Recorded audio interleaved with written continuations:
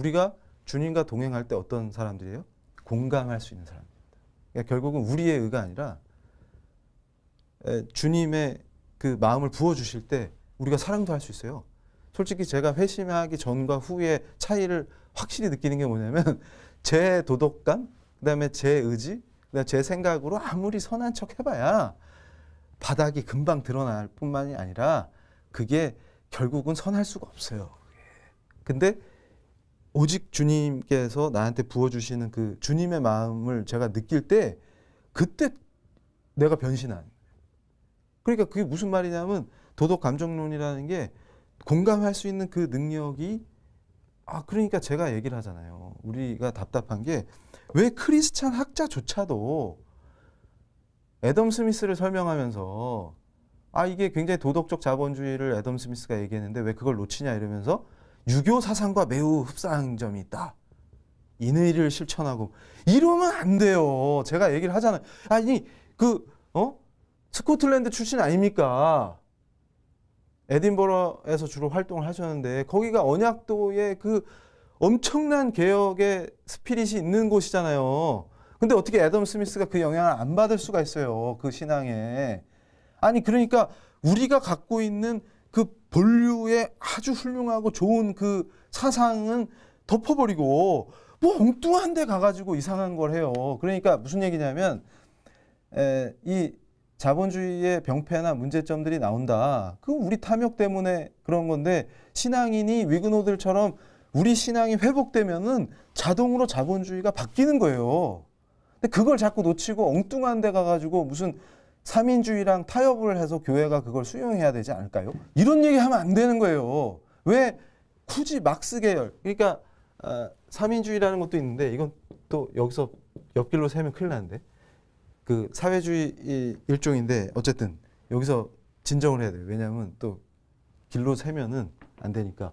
그래서 이렇게 아름다운 체제를 우리가 이 종교개혁이라는 게 단순히 캐톨릭을 적그리스도라고 선언하고 이렇게 되는 게 아니고 진짜 신앙 온리 예수님이 현실에서 실현되는 거예요. 그래서 제가 항상 얘기하는 게 종교개혁 500주년이라고 모여가지고 박수치고 지금 행사가 중요한 게 아니고 내 삶이 지금 내 삶 자체가 그러니까 제가 답답하다고 하는 게 무슨 교회랑 정치가 관련이 없어? 그런 말 같지도 않은 얘기가 어디서 나와요. 왜냐하면 신앙인이 제대로 된 신앙을 삶 속에서 살아내버리니까 경제 체제가 만들어지고 자본주의가 되잖아요. 이게 도덕적인 자본주의가. 그러니까 이게 오토매틱이라니까. 그러니까 이걸 하려고 한 게 아니라 신앙인이 신앙인으로서 직업 현장에서 소명의식을 가지고 제대로 신앙인으로 살아버리니까 아름다운 자본주의가 나오고 정치를 나의 왕은 온리 주님뿐이십니다. 이렇게 선언하고 살아버리니까 자유주의가 나왔다는 얘기 아니에요. 지금 거꾸로. 그러면 우리가 종교개혁을 500년을 기념하는 게 뭐가 있겠어요? 내 삶이 바른 신앙인으로 변신하면 그게 개혁이지. 그러니까 제가 얘기하는 게 뭐냐면 지금 마오이즘이나 좌파들 이 해방과 혁명에 대해서 얘기할 건데 이 사람들이 이게 진보라고 얘기하지만 사실은 최악의 퇴보예요. 이게. 그러니까 이 방향으로 인간이 가면은 다 죽어요. 다 죽어요. 그래서 진정한 인류사의 진보는 종교개혁이다. 제가 그걸 얘기하는 거예요. 그러니까 인류 역사에서 인간이 가장 진보한 게 언제냐? 그러면 종교개혁이에요. 종교개혁. 우리 스피릿이라고 우리. 그러니까 주님만 그분만을 왕이라고 선포하고 나가는 그 철저한 신앙. 이해가 되십니까? 그거예요. 그러면 되는 거예요. 그게 엄청난 인류사의 진보를 했다는 거예요. 그러니까 예를 들어서 지금 뭐 보수니 진보니 이런 얘기할 때 제가 기가 차는 게 사실 보수가 뭡니까? 가치를 지키는 거예요. 그랬더니 이익을 지키는 자로 변신하니까 욕을 먹는 거예요. 무능해지고. 근데 무슨 가치를 지킬까요? 이 가치가 있네 여기에 좋은 게. 이해가 되십니까? 그렇게 해서 이 진정한 종교개혁의 개혁주의의 가치를 우리가 신앙으로 지켜내는 삶을 살아버리면 그게 가장 진보적인 게 되는 거예요. 그러면 한국 사회에서 만약에 뭐가 진보냐 이렇게 물어보면 이 마르크스에서 파생돼 가지고 나온 이따위 인간을 말살시키는 이런 게 진보가 아니고 개혁주의를 제대로 하면 개혁이라는 말이 얼마나 진보적입니까? 우리가 진보의 사실은 원조의 원조, 인류를 발전시킨 이해가 되세요? 그러니까 제가 지금 흥분해서 얘기하는 게 왜 이걸 자꾸 우리가 놓치냐는 거예요. 맨날 모여가지고 세미나 한다고 밑줄 치고 종교개혁을 기념합시다 박수치고 이게 중요한 게 아니에요. 우리가 이 진짜로 소명의식을 가지고 우리 직업을 신앙 자체로 살아낼 때 이게 개혁이 되는 거지. 그러면 세상 자체가 좋아져요. 제가 장담하는데요. 도시에 좋은 교회 하나만 있어도 그 도시가 밝아지잖아요. 그러면 대한민국의 이런 아름다운 진정한 교회들이 하나씩만 있으면 도시마다 대한민국이 엄청 좋은 나라 되는 거예요. 그러니까 우리가 힘을 내야 돼요. 그리고 기도하고 나아가서 내 삶을 철저하게 신앙으로 살아버리고 이렇게 되는 거죠. 이게 진정한 진보다. 그런데 이 사람들은 아까 뭐가 진보라는 거예요? 이 자본주의가 그러니까 결국은 우리 스피릿이 떨어지고 주님보다 물질을 더 숭배하게 되고 주님이 왕이 아니고 내가 왕이 되면 안 될까? 이 죄성이 스멀스멀 기어 나오는데도 이 신앙이 약해져 가지고 그게 이겨버리고 죄를 못 이기는 자들로 변신해 갖고 돈 좀 생겼네 이러면서 사치 향락이나 하고 죄지러 다니고 이런 짓을 하면은 이게 타락하고 저질스러운 물신 숭배의 자본주의. 그러니까 지금 막스가 공격한 이 물신 자본주의로 전락하니까 이분들이 공격 포인트를 잡을 수가 있는 거예요. 그래서 이거 싹 쓸어버리자. 이래가지고 자 기다리면 알아서 고사할 거지만 언제 기다려? 그럼 뭘 해야 돼요? 프로레타리아의 혁명을 해야 돼. 그러니까 잘 보세요. 자 부르주아들이 시민혁명을 해가지고 입헌주의, 헌법도 만들고 자유민주주의 체제도 만들고 자본주의, 그러니까 경제적 자본주의, 정치적 자유주의 이렇게 해가지고 서구의 근대사회를 열었어. 헌법도 만들고 박수 이러면서 우리 국민의 기본권은 이런 거 있고 이 기본권을 보장한다 이러면서 짠짠짠 하면서 근대 정치가 등장했다. 그런데 그것이 결국은 부르주아 혁명이었다. 계급적으로 보면. 근데 이제 프로레타리아 계급이 무산자죠.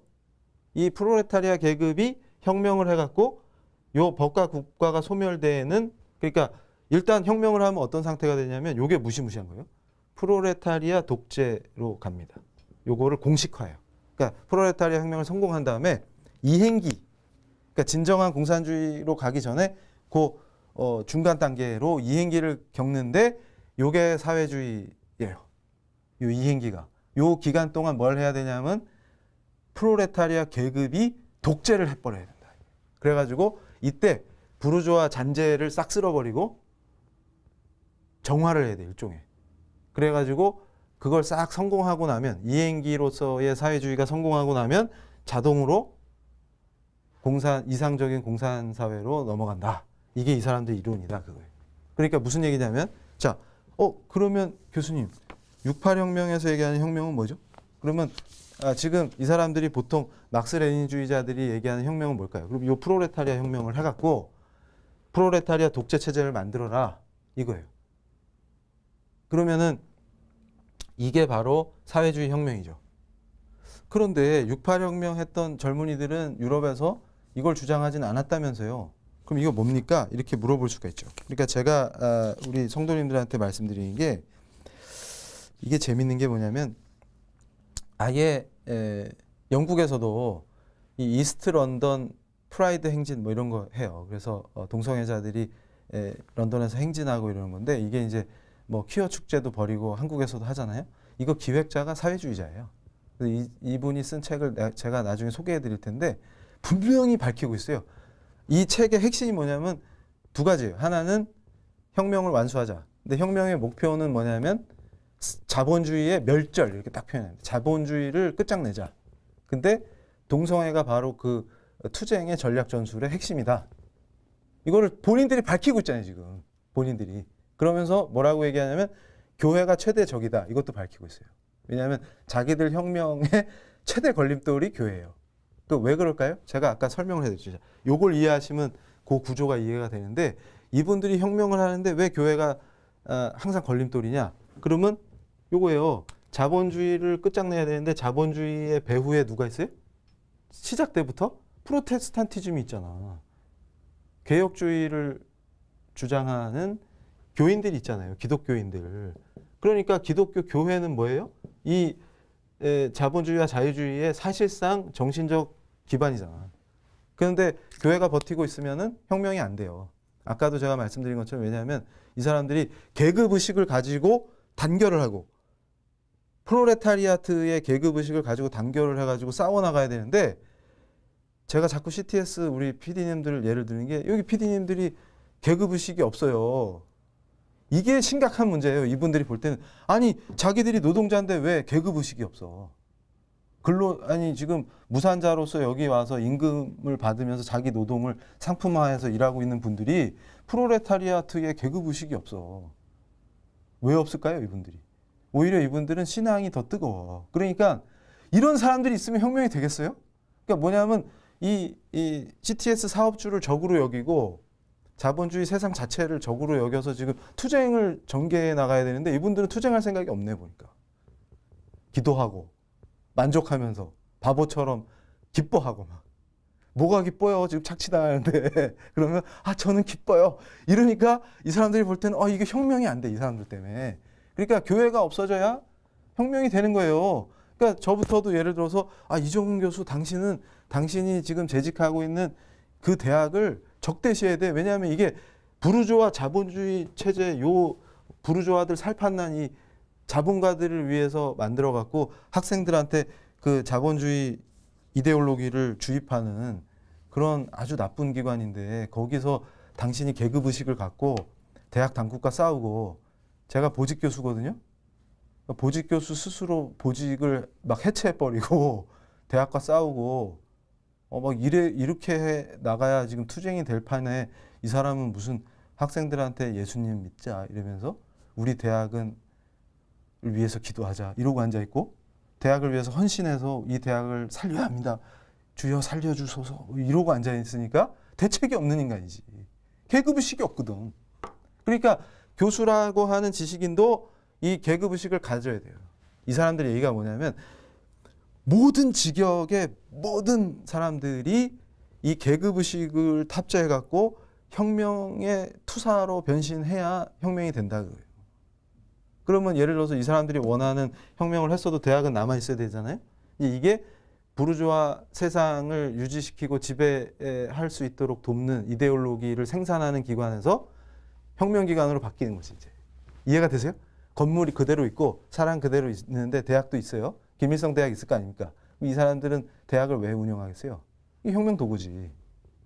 그렇게 바꾸려고 우리가 다 같이 노력을 해야 되는데 저분들은 맨날 무슨 이상한 신앙에 빠져가지고 예수님이 왕이라는 둥 말도 안 되는 얘기를 하면서 대학을 위해서 기도하고 그리고 수당이 중요한 게 아니라 내가 몸담고 있는 이 대학을 어떻게 하면 발전시킬까 이거 하고 앉아있고 대학을 부셔버려야 되는데 다 자본가의 장난질인데 그리고 기업이 하는 대학인데 확 부셔버려야지. 거기서 그걸 발전시키겠다고 수당도 안 받고 기도하면서 밤늦게까지 고민하고 이러면 나쁜 놈들인 거죠. 이해가 되세요? 그거예요. 이 판이 지금 그랬는데 여기서 이제 진짜 중요한 대목으로 이제 넘어갑니다. 그랬는데 이 사람들이 놀란 게 뭐냐면 소련이 망했다. 근데 6.8이 일어날 때만 해도 소련이 망하지 않았지. 존재하는데 자기들 기대에 못 미쳐. 그러니까 뭐라고 물어보면 제가 이 펠릭스 가탈이라고 이 좌파들 특히 이제 동성애 투쟁하는 사람들의 사상적 기반이 되는 이 좌파 철학자의 이론을 설명한 이론서의 일부를 제가 소개해 드릴게요. 자, 아직도 혁명을 얘기할 수 있는가? 이렇게 물어봐요. 그러면서 이념에 입각해서 대중을 지도하고 대중의 힘을 집중해서 그 형태는 봉기다. 봉기해서 혁명한다. 그 말이죠. 국가 권력을 장악하는 것을 혁명이라고 할 때 여전히 그러한 혁명이 필요한가? 자본주의의 패절, 자본주의를 폐지하고 절멸시킨다. 그 말이에요. 자본주의의 패절을 주장하는 사람들은 과연 어떤 혁명의 상을 가지고 있을까? 소련이나 동구의 붕괴를 경험하고도 여전히 그러한 혁명을 주장할 수 있을까? 이거는 소련 붕괴 이후의 좌파들의 고민이에요. 이때 지금까지는 혁명을 권력 정학이라는 관점에서 주로 파악해왔다. 하지만 서구에서는 이미 6.8혁명을 계기로 많은 사람들이 이와는 다른 다양한 실천과 사유를 수행해왔다. 이렇게 딱 얘기하잖아요. 제가 설명한 거랑 딱 맞아떨어지죠. 이게 뭔 얘기냐면 이제 혁명의 스타일이 바뀌었다. 그러니까 거시정치가 미시정치로 내려온다. 이게 무슨 얘기냐면 이게 무시무시한 거예요. 자, 주변적이고 소수자적인 위치로 밀려난 개인들 및 소규모 집단들, 유색인, 여성, 어린이, 동성애자, 환자, 이민자 이런 사람들을 중심으로 이들의 권리를 복권시키고 그러니까 소외됐다 이거지. 그 과정에서 어떻게 된 거예요? 계급 대립이라는 세력 관계 수준을 어떤 거시적 정치, 그러니까 뭐 국회 문제, 대법원을 누가 구성하느냐, 왜 남자들만 대법관이 되느냐, 뭐 이런 식의 투쟁 말고 이것도 중요하지만 그걸 무시한다는 게 아니라 진짜 핵심적인 혁명의 구조는 뭐냐면 욕망 경제라고 표현하는 게 있어요. 자본주의에 오염된 욕망 경제. 그러니까 제가 아내랑 맨날 실실거리고 좋다고 둘이 손잡고 돌아다니는 이런 저급한 욕망 경제, 부부 단위 이런 게서 뭐냐면 개인, 부부, 가족, 학교, 활동가 집단, 감옥, 동성애 이런 것들이 모든 전선 그러니까 생산해내는 과정에 투여되는 모든 전선에서의 정치 투쟁을 모색하자 이거예요. 근데 여기서 동성애가 제일 중요한 정치 투쟁의 전략 전술이 되는 이유가 뭐라고 했습니까? 교회를 쓰러뜨리는데 가장 확실하다. 그러니까 선명하게 창조 질서를 부인하고 유물론적 세계를 구성하는 거예요. 그러니까 성별조차도 인간이 지가 원하는 대로 50 몇 개에서 하나씩 고르면 되니까 이거는 내가 다른 건 바꿀 수 있었는데 성격도 기도해서 바꾸고 다 바꾸는데 기도로 안 바뀌네. 성별이 안 바뀌네. 근데 그것도 네가 속고 있으니까 하나님 같은 게 원래 없어. 그러니까 니를 창조했다. 이거 말이 되냐? 그걸 말도 안 되는 얘기를 네가 속아가지고 지금 창조주가 있다는 둥 뭐 이러고 앉아있으니까 거기 속아가지고 착취를 원해서 당하고 있지 않냐.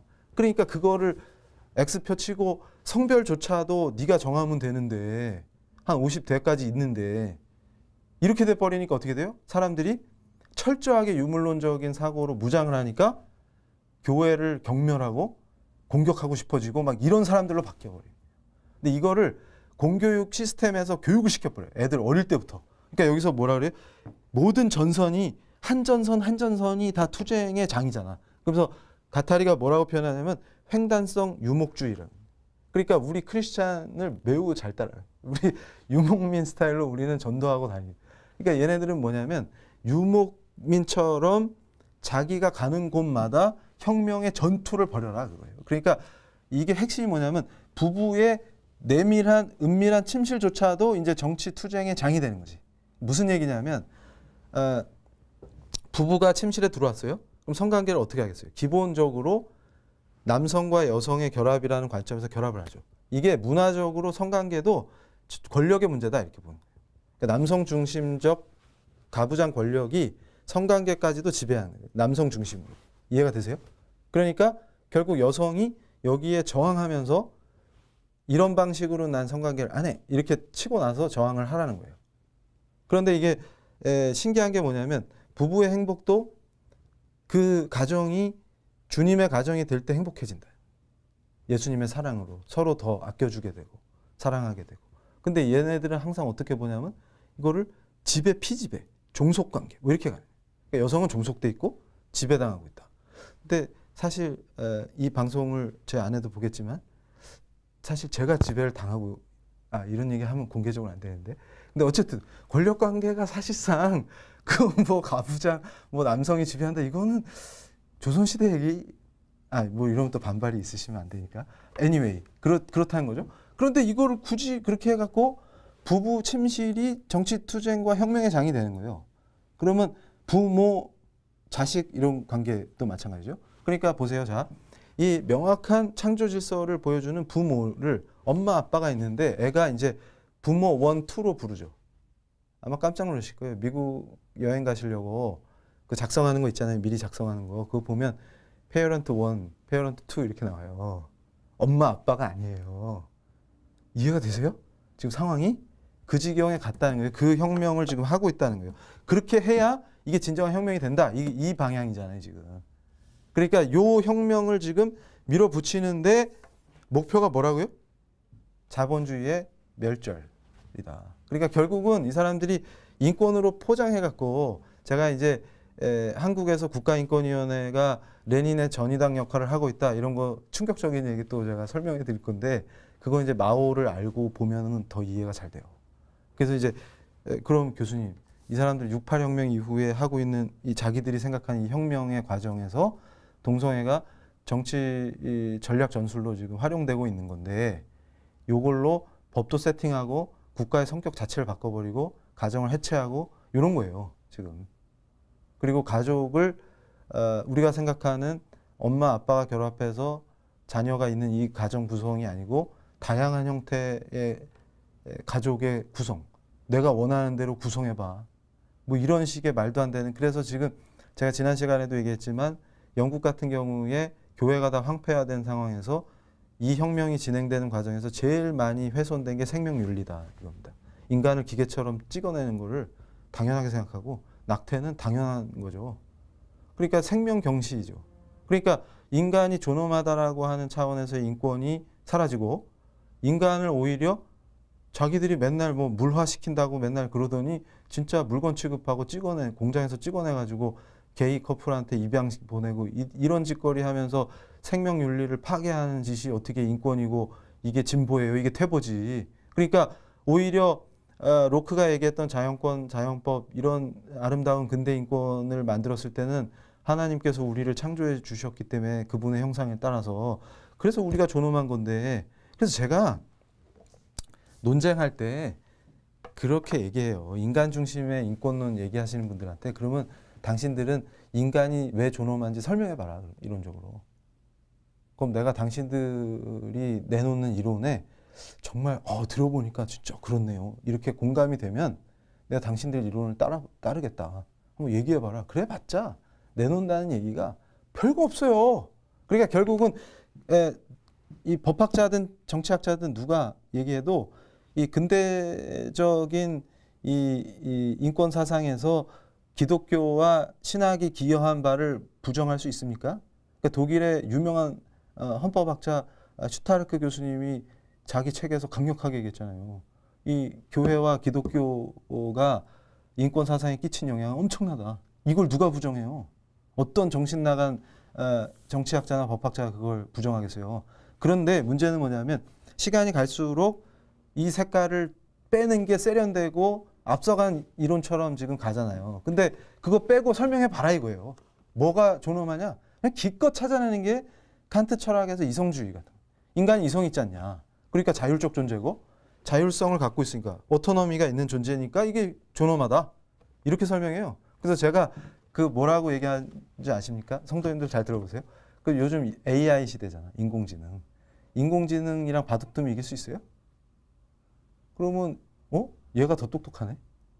요새 뭐 의사 노릇도 하고 판례도 찾아할 수 있는데 변호사 역할도 할 수 있는데 그러면 아니 우린 맨날 시험 보면 50점 맞는데 AI가 더 똑똑하네. 그러면 AI가 더 존엄하네. 아니 저나 여러분보다 AI가 더 존엄하네. 맞아요? 그게 공감이 돼요? 뭔가 이상하다. 이게 껄쩍지근하죠. 그러니까 내가 설령 수학시험 보면 50점을 맞을지라도 나는 존엄하고 싶은데 너는 50점 맞으니까 90점부터 존엄. 80점은 보통 존엄. 그 다음에 그 밑으로는 안 존엄. 이렇게 가요? 50점 이하는 존엄하지 않나? 이러면은 말이 안 되는 거예요. 근데 그거를 말이 안 되잖아요. 그러니까 결국은 하나님 빼고 하려니까 안 돼, 이게. 그러니까 제가 말씀드리지만 이제 구체적으로 이게 마오 얘기한다더니 우리 개혁주의만 잔뜩 얘기했네. 근데 마오도 나옵니다. 근데 지금 시간이 부족하면 바로 다음 타이밍으로 가니까 걱정하지 마세요. 아니 마오가 유토피아 만든다고 이 난리를 쳐갖고 대약진 운동, 문화대혁명 이런 거 했는데 이거 해갖고 뭐가 남았어요? 대약진 때 4,500만 죽었죠. 문화대혁명 때 조금 덜 죽었는데 다 숙청이에요 이게. 정권 노름이에요. 그러니까 자기를 우상화시키고 자기 독재 강화하는 다 정권 노름에 이 인민들이 다 이용당한 거야. 그런데 제가 지금 충격을 받는 게 한국의 몇몇 좌파 이론가들이 대학생들한테 마오는 항상 인민을 중심에 둔 정치가다 이런 식으로 가르쳐요 또. 그러면서 마오는 서양의 그런 이 정통 마크시스트 레닌주의자들과 다르게 인민을 유교적인 이것도 탑재돼 있기 때문에 무지하게 인민을 사랑하는 지도자다 이런 거 가르쳐요. 근데 이 미친 마오이즘이 이 68혁명, 이 제가 말하는 이 미시 정치와 이 생활 세계에서의 혁명, 모든 생활 영역이 다 혁명이라고 하는 이거에 어떤 영향을 끼쳤는지 이제 본격적으로 제가 설명을 드리겠습니다.